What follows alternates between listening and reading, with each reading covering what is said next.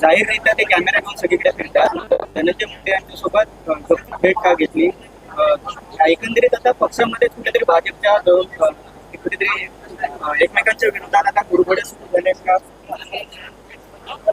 असं बीडचं राजकारण नासलेलंच आहे आता. तो बीडच्या एकूण राजकीय परिस्थिती बघता मला वाटतं की आता कुरघोडीचं राजकारण मोठ्या प्रमाणात सुरू झालंय. उद्या फ्रीस्टाईल होईल, परवा तलवारी निघतील, नंतर बंदुका निघतील आणि एकमेकाचे खून करण्यापर्यंत हे राजकीय नेते एकमेकाच्या विरुद्ध उभे टाकतील. वेळीच सावरलं नाही तर यांचाही बळी जाईल आणि निष्पाप लोकांचाही बळी जाईल.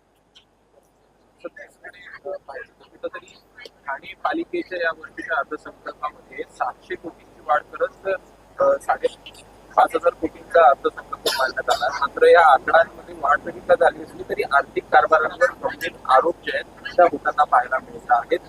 या संदर्भात जर का पाहायचं तर साधारणपणे 1,37 कोटी लाख रुपयांचं बक्षीस जे आहेत त्याचा हिशोब कुठेतरी मिळत नाही. कुठेतरी आर्थिक गैरव्यवहार होतो आणि अनुदानाच्या व्हेंटिलेटरवर जिवंत आहे का महापालिका हा देखील प्रश्न निर्माण होतो. नाही, ठाण्याचे मुख्यमंत्री होते, त्याने भरभरून ठाण्याला मदत केलीच होती. ठाणा जो विकसित झाला मागच्या 2 वर्षामध्ये प्रचंड प्रमाणात पैसे ठाण्याला दिले गेले, पण गैरप्रकारे तो मोठ्या प्रमाणात झाल्याच्या तक्रारी आमच्याकडे आल्या, अनेकांच्याकडे गेलेल्या आहेत. आणि त्यातून खरं म्हणजे या सगळ्या परिस्थितीमध्ये तुमचा थर्ड पार्टी ऑडिट होण्याची आवश्यकता आहे, निष्पक्ष चौकशी सुद्धा होण्याची आवश्यकता आहे. या पैशाची विल्हेवाट आता तर काही विभागामध्ये काम न होताही बिलं काढण्याचं काम सुरू झालेलं आहे. कामगार विभाग त्यातला एक आहे. काम न होता बिलं काढण्याचं काम सुरू आहे. असं अनेक गोष्टी आहेत. म्हणजे ठाणे अपवाद कसं राहू शकतो?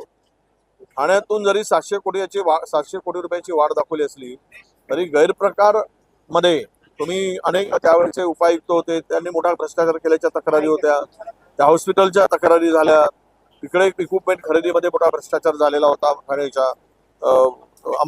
हॉस्पिटल अमरनाथच्या हॉस्पिटलच्या. हे सगळ्या घटना त्याची साक्ष आहे की मुख्यमंत्र्यांना वेळ नाही आणि खाली चरायला मोकळे, त्यामुळे गोंधळ तिथे झाला असावा असं माझ्याकडे त्याबाबतची अधिक माहिती नाही.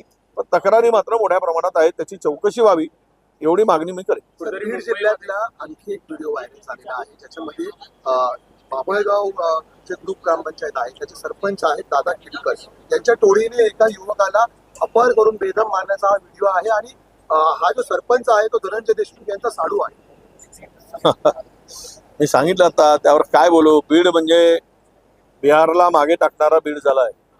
त्या बीडमध्ये बीडच्या बिळात मोठ्या प्रमाणात गुन्हेगार लपलेले आहेत आणि त्या बिळातील गुन्हेगार जोपर्यंत बाहेर काढून त्यांना संपवत नाही तोपर्यंत बीड शांत होणार नाही आणि बीडमध्ये अशा घटना वारंवार घडत राहतील, निष्पाप लोकांचा जीव जात राहील. वरिष्ठ ने कहा है कि अगर लाडली बहन योजना बंद कर देते तो 10 नई योजना शुरू की जा सकती है. चुनाव में लाडली बहना का बात की गई, उनके वोट लिए गए, अब ये कह रहे योजना बंद कर दी तो 10 नई योजना. अभी सरकार की स्थिति ऐसी है कि अंडरवेयर पहनने को पैसे नहीं और बोलते हैं कि हम लोग जैकेट पहना के देंगे. अरे पहले तो अंडरवेयर दिला के दो, फिर बाद में जैकेट की बात करो. पूरा तो ओडी पे राज्य चला रहे हो ओवर ड्राफ्ट निकाल कर. आर्थिक स्थिति पूरी दोलायमान है और क्या नए योजनाओं की बात करते हो?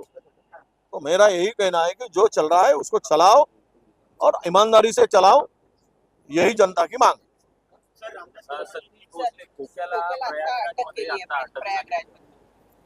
झाली. आनंद आहे.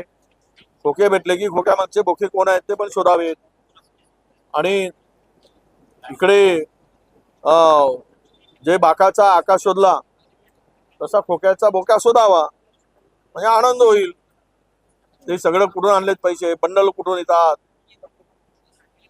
सोन्याचा खजाना कुठून येतो? कोणाचा आशीर्वाद आहे? सगळं शोधण्याची आवश्यकता आहे. शोधलं पाहिजे. नितेश राणे यांची 2-3 वक्तव्य गेल्या काही दिवसात चर्चेली जात आहे. त्यातला जो मल्हार मटण हा नावाचा जो प्रकार आहे त्याला जेजुरी संस्थानानं सुद्धा विरोध केल्याचं दिसून येत आहे. त्यांच्या विश्वस्तांच्या बैठक आहे आणि नंतर आम्ही मंत्र्यांना सुद्धा भेटू असं त्यांनी म्हटलं. हे बघा, एक दिवस नितेश राणे सरकारला अडचणीत आणे या बेताल वक्तव्यामुळे. आम्हाला अडचणीत आणण्याची गरज नाही. सरकारला अडचणीत आणण्याचं काम भविष्यात नितेश राणे करतील आणि आम्ही त्यांच्यावर जबाबदारी सोपवली आहे. तू कर आणि बोल काय चाललंय. खरं म्हणजे अशा पद्धतीनं लोकांच्या म्हणजे धार्मिक भावना, समाजाच्या भावना, महापुरुषांच्या संदर्भात वक्तव्य. आता त्यांनी ते मल्हार मटण, मल्हारराव होळकर काय मटणच खात होते काय, मटण कापत होते काय? त्यांचा घराणं कुठलं, मल्हार नावाचं आलं कुठून होते? अनेकांनी मल्हार नाव का ठेवलेत? मल्हारराव होळकरांची कामगिरी आणि शर्यत पाहून ठेवलेलं आहे आणि त्याचं नाव द्या. काय ही बुद्धी आहे? मला वाटतं की आता भारतीय जनता पक्षाने नितेश राणेंना पक्षाचा भाट म्हणतो ना, तो भाट म्हणून त्याला सोडलं असावं आणि ते भाट पक्षाचं काम उत्तम करत आहे असाच त्याचा अर्थ होतो. धन्यवाद. शिवाजी महाराजांच्या सैन्यात